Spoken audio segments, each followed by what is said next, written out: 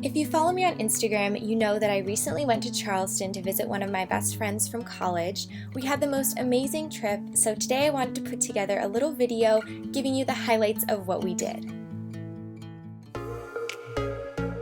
We took my first day in Charleston slow, wandering through White Point Gardens and walking along the Battery into downtown.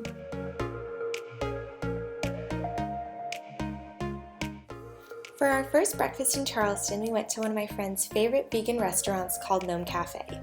Even though I'm not vegan, I got the most delicious cinnamon roll and totally enjoyed my breakfast there.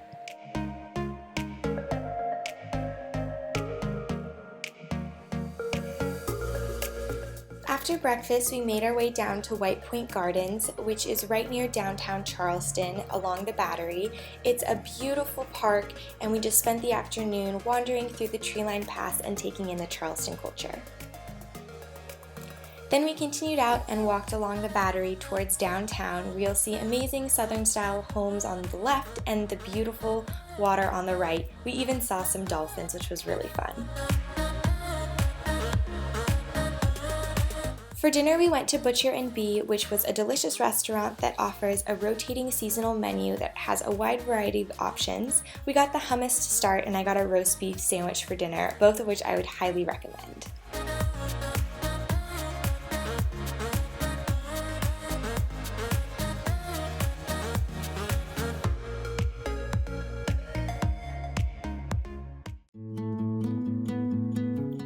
For my second day in Charleston, we decided it was time to get out of the city and explore some of the many islands that are connected to the mainland by bridges.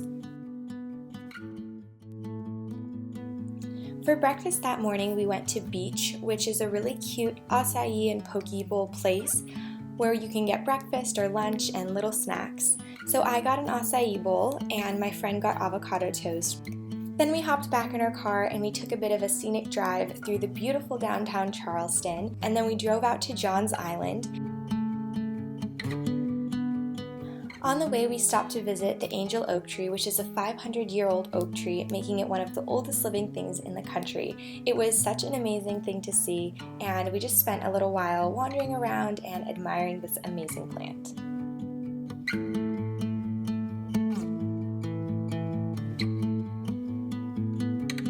Then we hopped out and we continued our drive through John's Island, and we stopped along the way for lunch at VINCENT'S drugstore, which was nothing special as far as food was concerned, but it was such a cute old-fashioned diner, and my burger and fries totally hit the spot. Plus, if you follow me on Instagram, you know I got a very cute pic of me and my meal here, so definitely worth a stop.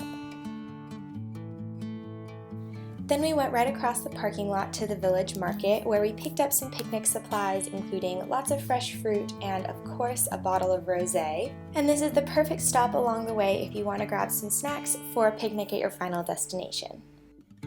Then we got back and continued our drive. I'm not exactly sure where we went, but I know that we ended up in Rockville, which is at the end of Wadmalaw Island. It was so beautiful that we just drove around looking at the cute houses and imagining we were in The Notebook.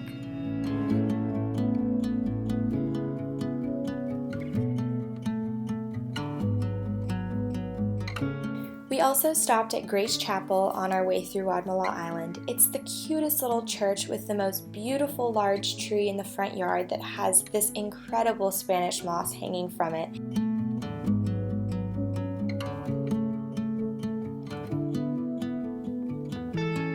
So we spent some time wandering the grounds and taking pictures of the hydrangeas, and then we got back in the car and we continued to our final destination.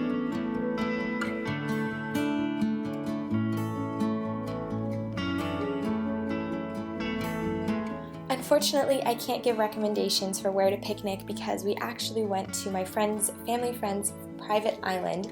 It had the most gorgeous hammock with a beautiful view of the water, so if you ever want to know what heaven looks like to me, this is it right here. The next day, back in Charleston, we decided it was time just to chill out, explore downtown, do some shopping, and lay by the pool. For brunch, we went to Hominy Grill, which was definitely the most southern food I had while I was there. I wasn't super adventurous with my eating, but here I decided to get fried chicken and pancakes, which was such a good decision. It was seriously delicious. If you go there, you have to order it. Then to walk off that huge brunch we ate, we went downtown and walked along King Street, which has a bunch of cute stores, and we went into Skinny Dip, which is an adorable little boutique that has a bunch of cute clothes as well as a bunch of Charleston specific trinkets. But the highlight of this store is that they have a coffee bar that also serves frosé. I was so full that we didn't get any, but we did look at the cute patio where you could take your rosé and sit out and sip it in the sun.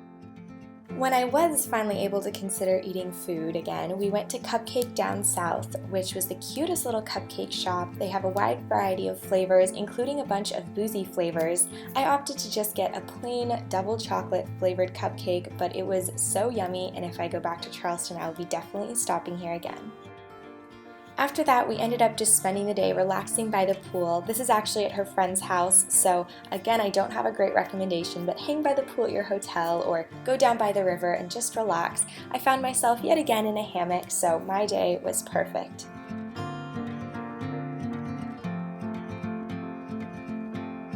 For dinner, we went to XIAO Biscuits, and if you go here, you have to order the cabbage pancake. It is seriously so good. I chickened out because I didn't think I would like it, but my friend and her friend both ordered it, and I was so jealous of their meals.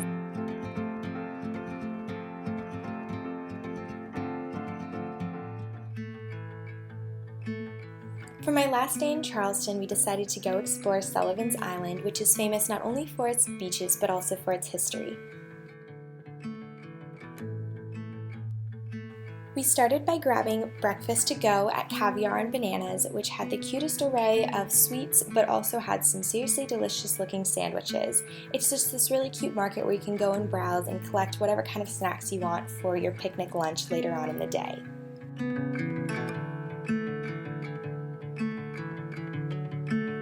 Then we drove over to Sullivan's Island and we crossed over the Ravenel Bridge, which is what you see right now, and it was such a cool looking bridge that I had to take some footage.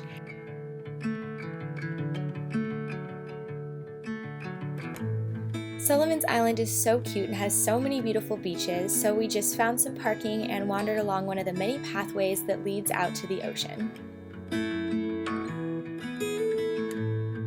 Then we just spent our afternoon laying on the beach, going for little walks, and enjoying our afternoon. Once we had our fill of the beach, we went over to check out Fort Moultrie and to get in a little history while I was there. This was the site of a Revolutionary War battle, and there was lots of information about what happened as well as some very cool cannons, so that was awesome to see.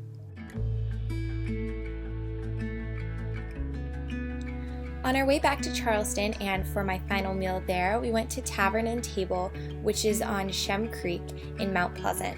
It was so beautiful. This place definitely gets the most points for its amazing view and its delicious cocktails. My dinner was not amazing, unfortunately, but everyone who got the dynamite shrimp loved it. So if you go here, definitely get the dynamite shrimp and not the chicken. Those are all of my recommendations for what to do and where to eat in Charleston based on my recent trip. If you want to see a ton more recommendations for rooftop bars and Charleston nightlife, make sure that you check out the vlog from my trip, which will be linked in the description box as well as on the screen. I hope you guys enjoyed, and I'll see you in my next video.